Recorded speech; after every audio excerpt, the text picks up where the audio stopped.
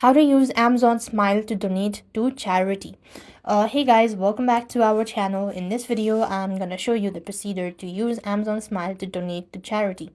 Now, the Amazon Smile program is no longer active. Amazon officially shuts down the program on the year 2023, stating that it had not grown to create the intended impact.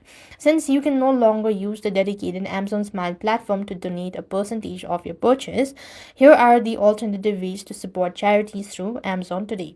That means Amazon charity list, that is a wish list, right?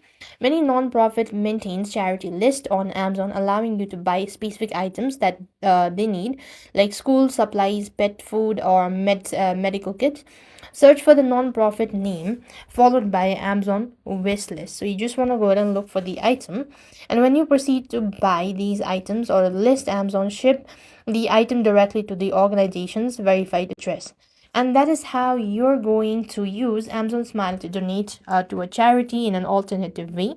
I hope the video was helpful. Make sure to like, share, and subscribe. Thank you for watching. See you in the next video.